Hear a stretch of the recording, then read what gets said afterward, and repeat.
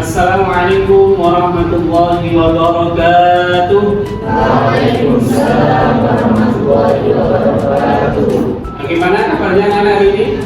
Alhamdulillah. Sebelum kita mulai, kita berdoa terlebih dahulu ya. Baca Fatihah dan bacaan keras. Al-Fatihah.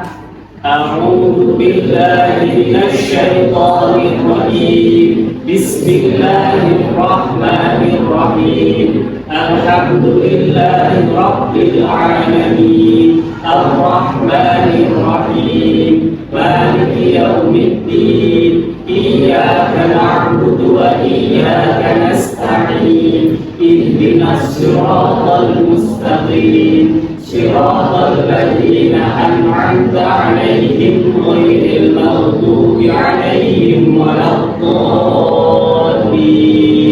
Amin. Ya, sebelum kita mulai, ya, sebagai rasa nasional sebelum kita, ya, semuanya kan hafal teks Pancasila kan? Wah, ayo semuanya berdiri dulu, berdiri. Pancasila, satu, ketuhanan yang Maha Esa. Dua, kemanusiaan yang adil dan beradab. Tiga, persatuan Indonesia. Empat, kerakyatan yang dipimpin oleh hikmat kebijaksanaan dalam bermusyawarah perwakilan. Lima, keadilan sosial bagi seluruh rakyat Indonesia. Silakan untuk kembali. Nah, sebelum dimulai, saya absen dulu ya. Apakah ada yang tidak masuk ini? Saya absen dulu. Yang pertama, Asita Dwi Anjani, Bayhaqi, Eka Santi, Ilham Cahyadi, Melati Putri, Meza Luna, Muhammad Rio, Satria Bian, Sayyidah Zahra, Surya Agung, Sahri Riki, Zulfi, Ananta Sinji. Mungkin ada yang belum saya panggil? Sudah semua, alhamdulillah masuk semua. Karena sebelum kita melanjutkan pelajaran hari ini, masih tentang sujud sahwi. Kemarin masih ingat? Satu minggu kemarin kita pelajari adalah penjelasan atau pengertian tentang sujud sahwi, sujud tilawah, dan sujud syukur. Coba Rara, apa yang dinamakan dengan sujud sahwi? Winter. Pertanyaan yang kedua yaitu kapan sujud syukur itu dilakukan? Yaitu ketika seseorang itu mendapatkan apa, Rio? Itu mendapatkan kenikmatan apapun saja dan terhindar dari musibah atau mara bahaya apapun. Yang terakhir yaitu sujud apa? Sujud tilawah. Sujud tilawah itu dilakukan ketika apa? Seseorang itu membaca atau mendengar apa? Misalnya ayat pinter. Nah, oleh karena itu hari ini kita lanjutkan materi kita biar lebih jelas, yaitu apa? Tentang penyebab daripada seseorang itu melakukan sujud sahwi, sujud tilawah maupun sujud syukur. Coba diperhatikan. Ya, kita perhatikan video ini dulu.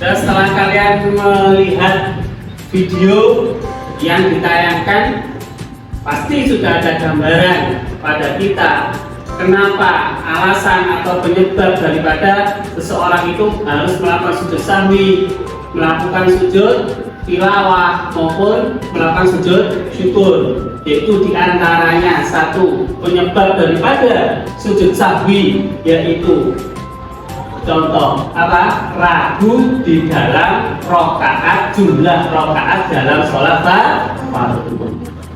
Bagi orang yang terbiasa kunut, nah, kok lupa nggak kunut, maka apa, disunnahkan untuk sujud sahwi. Yang kedua, sujud tilawah penyebabnya adalah ketika seseorang itu mendengar ataupun sengaja membaca daripada ayat-ayat sajdah. Jadi ayat sajdah ini bisa, jadi sujud tilawah ini bisa dilakukan di luar sholat. Seperti contohnya ketika orang itu khataman Al-Quran, kemudian membaca kok tiba-tiba menemukan ayat sajdah, maka apa, disunahkan langsung menghadap kiblat, takbir, melakukan sujud tilawah ataupun di dalam sholat. Yang terakhir adalah penyebab daripada sujud syukur.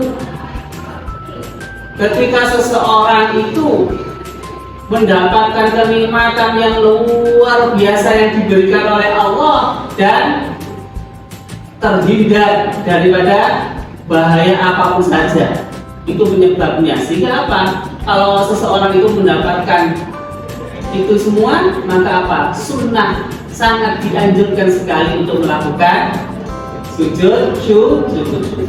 Mungkin sebelum kalian mengerjakan proyek atau tugas kan ditanyakan, silakan. Oh iya, ayo Lala, apa? Oh iya, perlu dikatakan anak ya.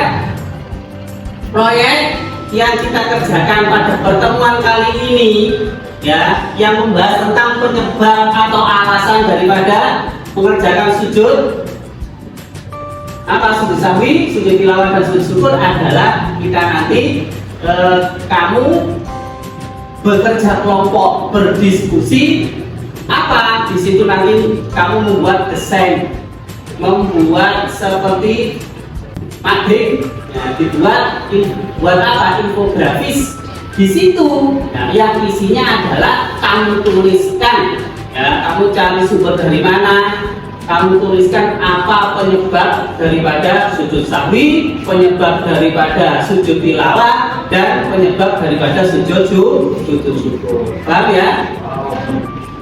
Alhamdulillah. Nah, sekarang seperti yang kemarin, nah, kita bagi kelompoknya menjadi 4 kelompok. Ayo, seperti kemarin, silakan membuat kelompok. Ayo sekarang peralatannya dikeluarkan untuk membuat desain infografis yang di dalamnya nanti apa, memuat tentang penyebab daripada sujud sahwi, sujud tilawah, dan sujud syukur. Ayo cepat dikeluarkan. Nah,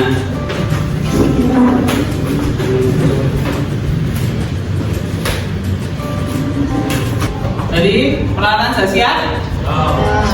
Nah, sekarang ayo kita tentukan dulu jadwalnya, karena kita pertemuan kali ini 3 jam ya, 3 jam pelajaran. Kira-kira kalau bisa diselesaikan hari ini ya, desain infografisnya diselesaikan hari ini, nanti dikumpulkan. Tapi nanti umpama belum selesai, paling lambat minggu depan dikumpulkan ya. Ayo, sekarang didiskusikan apa yang nanti kamu tuangkan di situ tentang apa, penyebab sujud sahwi, penyebab sujud tilawah, penyebab sujud syukur. Nah, sekarang didiskusikan dulu, disimpulkan dulu apa penyebab tersebut, kemudian nanti dibuat desain, kemudian ditempelkan di kertas manila tersebut, nanti seperti mading sebagai alat peraga. Silakan diskusikan dulu.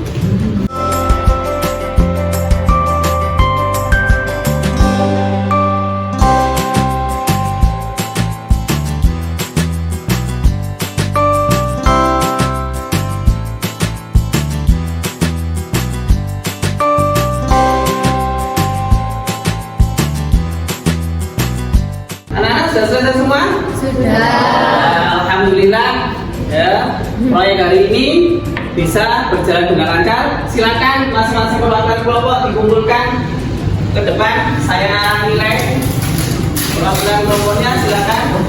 Ayo dibawa ke depan. Saya nilai. Ayo kelompok 1 mana? Kelompok 1 meja. Ayo kelompok 2. Kelompok 3. Kelompok 4.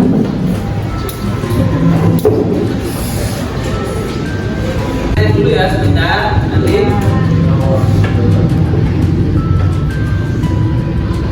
nanti saya panggil itu mempresentasikan, ya, mempresentasikan.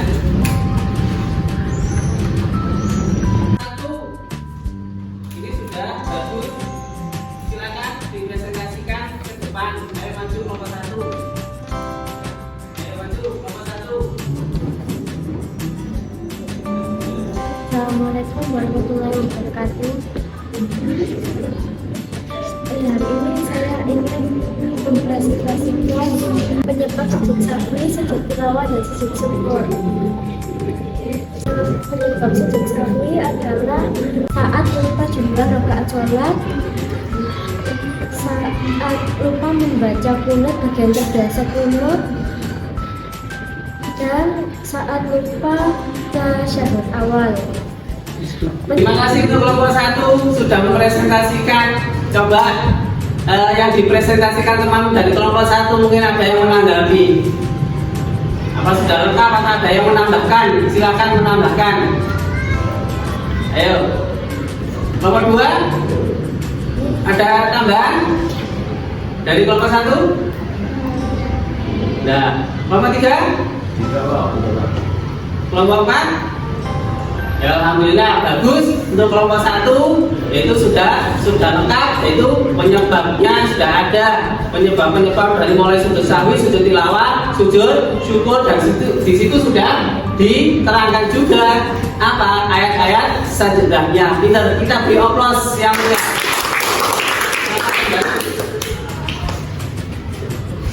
Alhamdulillah presentasi daripada hasil karya kalian, infografis, desain infografis tentang penyebab daripada sujud sahwi, sujud tilawah, dan sujud syukur mulai dari kelompok 1 sampai kelompok 4 sudah selesai. Mudah-mudahan ya bisa dijadikan sebagai tambahan ilmu bagi kita dan menjadi ilmu yang bermanfaat. Untuk nilainya alhamdulillah kelompok 1 nilainya 95. Untuk kelompok 2 94. Yang kelompok 3 alhamdulillah 90. Kelompok 4 itu nilainya 90. Tepuk tangan.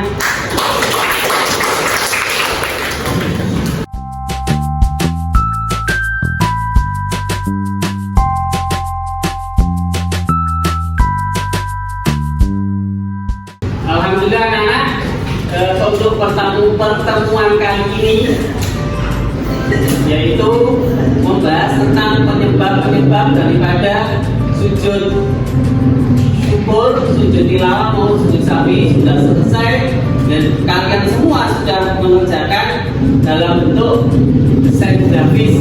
Nah, ini nanti bisa ditempelkan di mading di depan. Nah, semoga menjadi ilmu yang bermanfaat dan karya kalian nanti bisa dipersembahkan, bisa ditiru, bisa menjadi pelajaran pada seluruh siswa-siswi yang ada di sekolah ini. Nah, sebelum kita akhiri pertemuan kali ini, jangan lupa nanti untuk tugasnya, tugas LKPD-nya nanti saya share di grup linknya. Nanti silakan juga dikerjakan, langsung dikirim ke saya. Biar apa? Untuk mengingat kembali pelajaran yang pertemuan kemarin, yaitu penjelasan tentang sujud syukur, sujud tilawah, dan sujud sahwi. Dan ini tadi ditambah dengan penyebabnya. Nanti ya, jangan lupa ya. Nanti saya share di grup LKPD-nya melalui link, kemudian langsung diisi dan dikirimkan. Paham ya? Nah, karena itu, marilah kita tutup pertemuan di siang hari ini.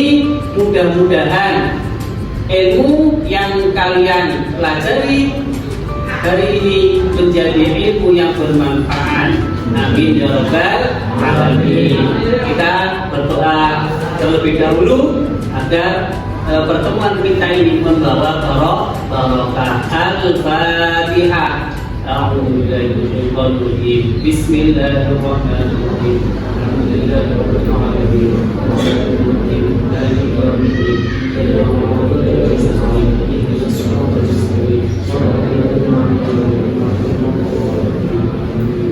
Cukup sekian dari saya, ada kurang lebihnya mohon maaf yang sebesar-besarnya. Jangan lupa kita di pertemuan yang akan datang tetap masih membahas tentang sujud sahwi, tapi tentang bagaimana cara melakukan sujud sahwi, sujud tilawah, dan sujud syukur. Dengan bagaimana? Dengan praktek. Ya kalian tahu penjelasannya apa sih? Penjelasannya apa, penyebabnya, prakteknya juga harus bisa. Itu untuk pertemuan yang akan datang. Dari saya, assalamualaikum warahmatullahi wabarakatuh. Waalaikumsalam warahmatullahi wabarakatuh.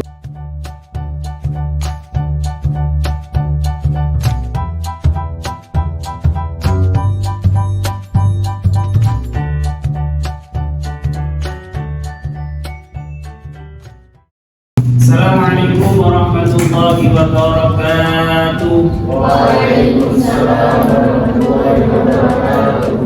Anak, sebelum kita mulai pelajaran di pagi hari ini, marilah kita berdoa terlebih dahulu, baca surah Al-Fatihah yang keras. Mudah-mudahan dengan barokah surah Al-Fatihah tersebut, pelajaran yang akan kamu pelajari di hari ini mendapatkan keberkahan dan ilmu yang bermanfaat. Al-Fatihah. A'udzu billahi minasy syaithanir rajim. Bismillahirrahmanirrahim.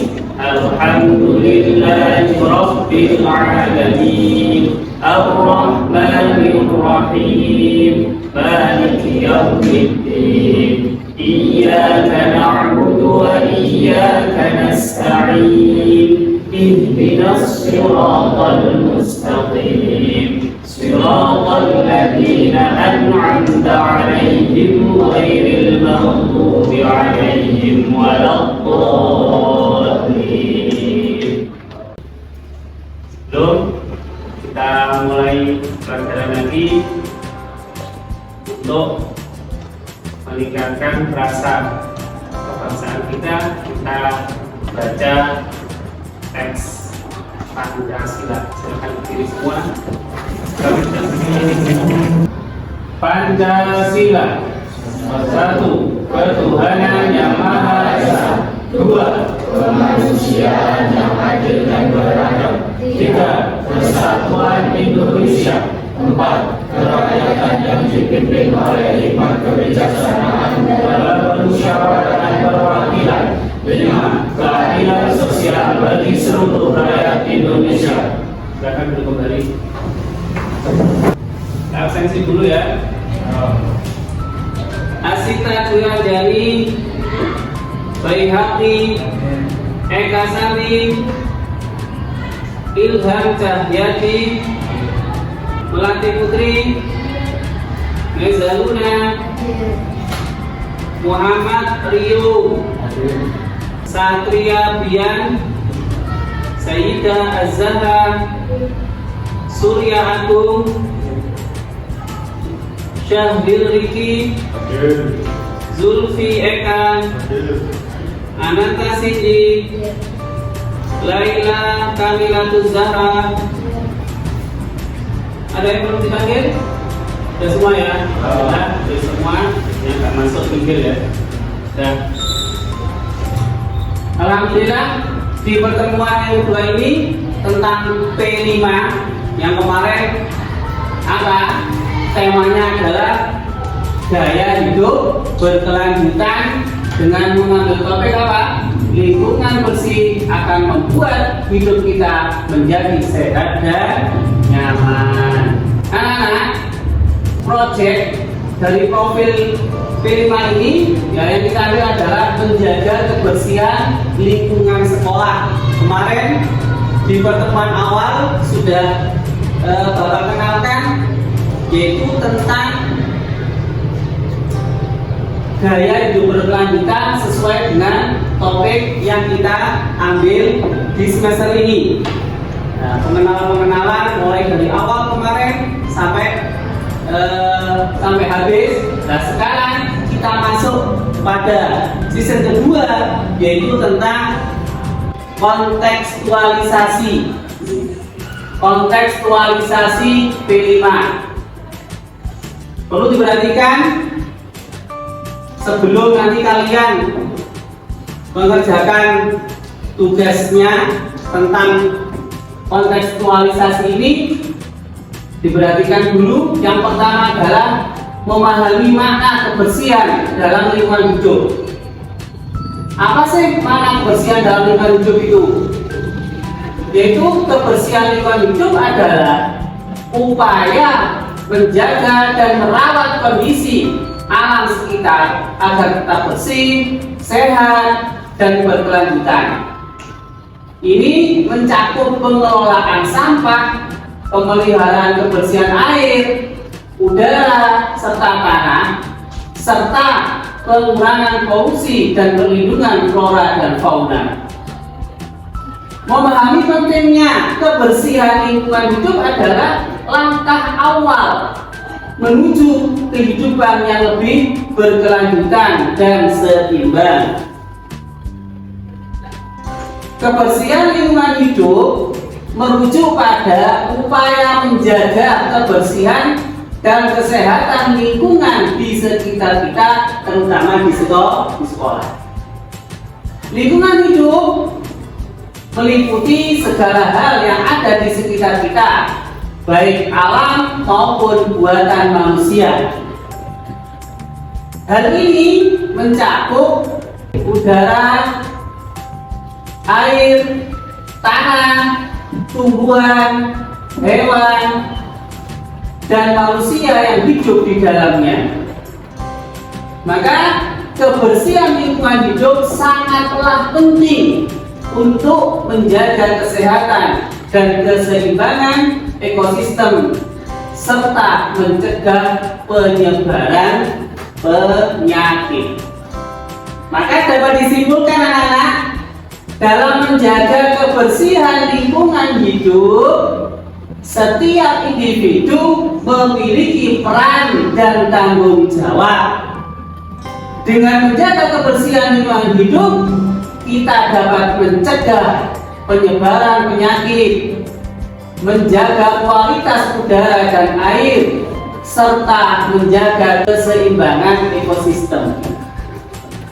Oleh karena itu, penting bagi kita semua untuk mengambil langkah-langkah kecil namun berpengaruh dalam menjaga kebersihan lingkungan hidup sehari-hari. Melalui kesadaran dan tindakan nyata, kita bisa menciptakan lingkungan yang bersih, sehat, dan berkelanjutan bagi generasi mendatang. Di kebersihan lingkungan hidup itu sangat penting dan berpengaruh untuk kehidupan kita. Yang kedua, pentingnya kebersihan untuk kesehatan dalam konteks Islam. Sudah diketahui kemarin pas waktu pengenalan juga saya sampaikan, saya singgung sedikit apa, yaitu konteks dalam Islam, ajaran dalam Islam tentang kebersihan dan kesehatan. Itu hubungannya sangat erat sekali. Yaitu apa? Salah satu nikmat Allah Subhanahu wa Ta'ala diberikan kepada setiap manusia itu adalah nikmat yang berupa sehat. Sehat itu mahal harganya. Kita tahu, kita lihat di rumah sakit itu penuh dengan orang-orang sakit. Sedangkan kita, alhamdulillah, oleh Allah diberi kenikmatan berupa nikmat sehat. Karena nikmat sehat itu adalah luar biasa mahal. Dengan adanya nikmat kesehatan, setiap insan dapat melaksanakan seluruh agenda kehidupannya dengan baik. Maka ketika seorang itu sehat, maka apa? Bisa melakukan aktivitas dalam kehidupan sehari-hari. Seandainya sakit gimana? Bisa masuk sekolah? Nggak bisa. Oleh karena itu, mari kita jaga kesehatan kita ya. Kesehatan adalah salah satu hal atau poin penting yang harus dijaga dalam menjalani kehidupan ini. Salah satu cara menjaga kesehatan yang sangat penting adalah dengan menjaga kebersihan. Kebersihan memiliki kedudukan yang sangat penting dalam agama Islam. Maka dari itu, saat kita mempelajari agama Islam, hal pertama yang akan kita pelajari adalah mengenai toharoh atau bersuci. Nah, kita dulu, kamu ketika awal masuk di sini kelas 7, pertama kali yang dipelajari bab 1 apa? Tentang toharoh, yaitu bersesuci atau apa? Kebersihan. Hal ini terlihat dari sebuah hadis di mana Nabi Muhammad SAW bersabda, sesungguhnya Allah Subhanahu wa Ta'ala itu suci, yang menyukai hal-hal yang suci. Dia Allah Maha bersih, yang menyukai kebersihan. Dia Allah Maha Mulia, yang menyukai kemuliaan. Dia Allah Maha Indah, yang menyukai keindahan. Karena itu, bersihkanlah tempat-tempatmu. Hadis riwayat At-Tirmidzi. Dari hadis di atas dapat kita ketahui bahwa Allah Subhanahu wa Ta'ala menyukai hal-hal yang suci, di mana hal-hal yang suci itu bukan hanya kesucian dari dalam hati, tetapi juga jasmani setiap manusia. Suci tempat ibadahnya, suci tubuhnya dari hadas maupun najis. Karena dengan menjaga kesucian dapat memperlancar dalam menjalankan ibadah dan juga muamalah. Jadi, marilah kita saling mengingatkan antara sesama manusia secara umumnya dan Muslim secara khusus untuk senantiasa menjaga kebersihan. Hal ini dikarenakan dengan menjaga kebersihan banyak hal yang kita dapat, yaitu kesehatan, mengikuti sunnah Rasulullah SAW dan mentaati perintah Allah Subhanahu wa Ta'ala.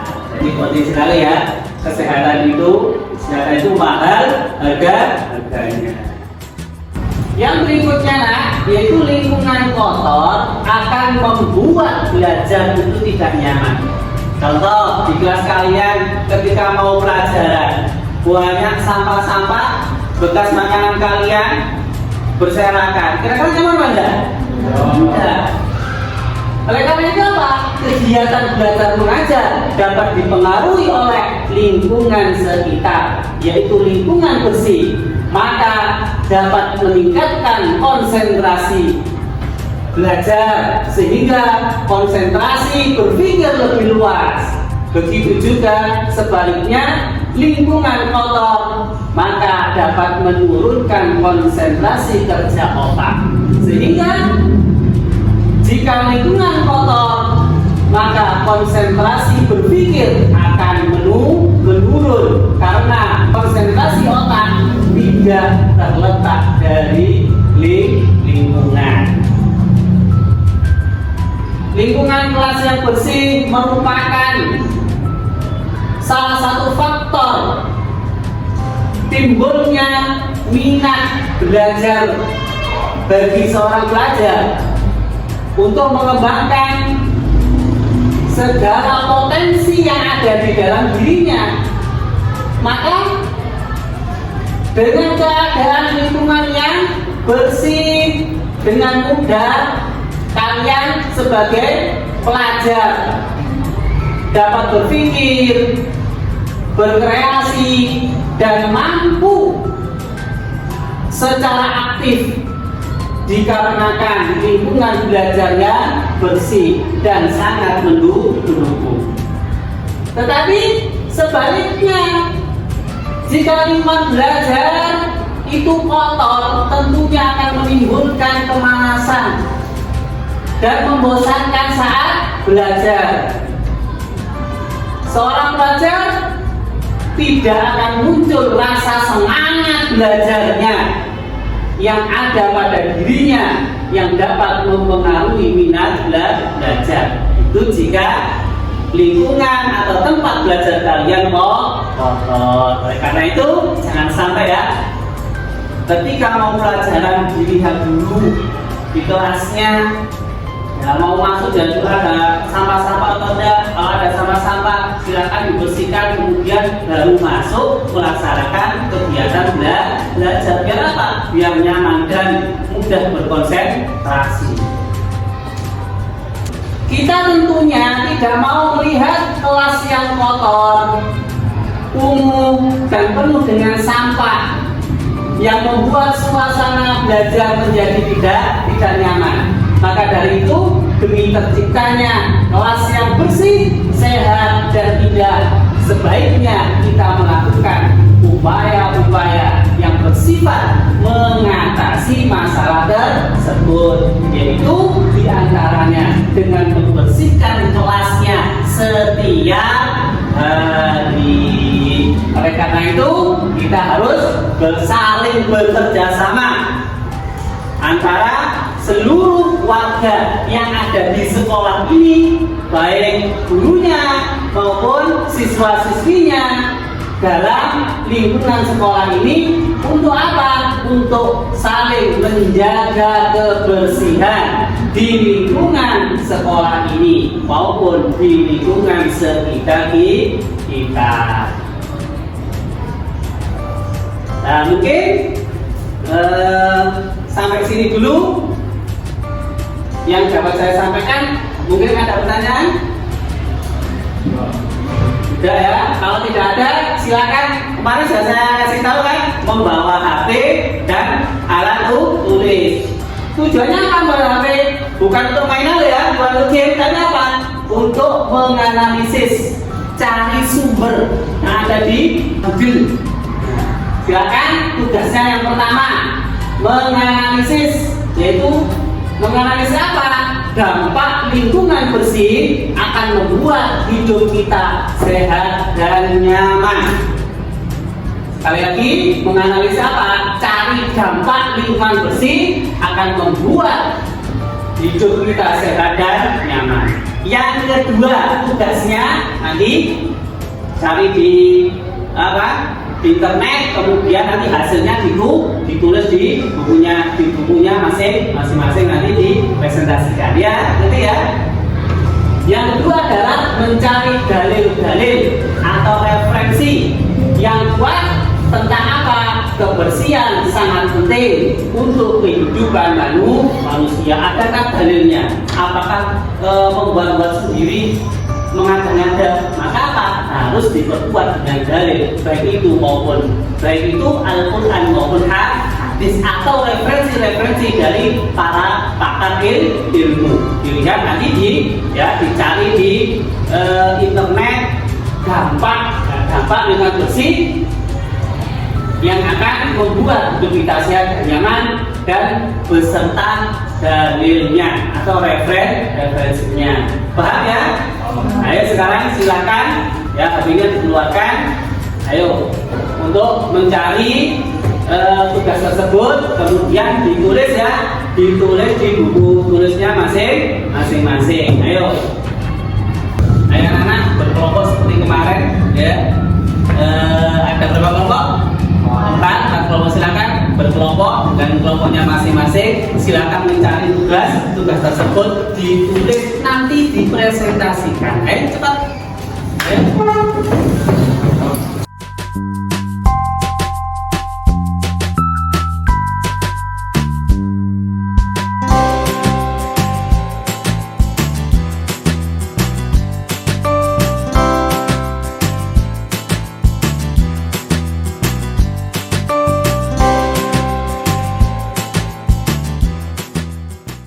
Anak-anak sudah selesai diskusinya? Nah, kalau sudah, ayo coba kelompoknya Tara silakan dipresentasikan di tempat. Ayo, apa dampak dan dalilnya, silakan. Assalamualaikum warahmatullahi wabarakatuh. Waalaikumsalam warahmatullahi wabarakatuh. Jadi di sini saya akan menjelaskan tentang dampak lingkungan yang bersih. Satu adalah membuat hidup kita lebih nyaman dan tentram, dan saat kita melakukan aktivitas tidak terganggu. Pada Rasulullah bersabda, ada dalilnya, yaitu an-nadhafatu minal iman, yang artinya kebersihan sebagian dari iman. Ya. Mungkin untuk pertemuan kali ini sudah selesai ya. Ayo kembali ke tempatnya masing-masing. Kita akhiri dengan doa dulu. Alhamdulillah, di pertemuan kedua tentang P5 ini, menjaga kebersihan, sudah selesai. Nanti kita akan bertemu kembali di pertemuan yang ketiga, yaitu tentang aksi, bagaimana langkah-langkah kita dalam menjaga kebersihan, terutama kebersihan di sekolah. Mudah-mudahan pelajaran P5 ini dengan tema gaya hidup berkelanjutan ini bisa membawa manfaat barokah, khususnya dalam kehidupan kita setiap hari, dan menjadi ilmu yang bermanfaat. Marilah kita tutup pertemuan kali ini dengan membaca suratul Fatihah di dalam hati. Al-Fatihah. Cukup sekian, ada kurang lebihnya, mohon maaf yang sebesar-besarnya. Wassalamualaikum warahmatullahi wabarakatuh. Waalaikumsalam.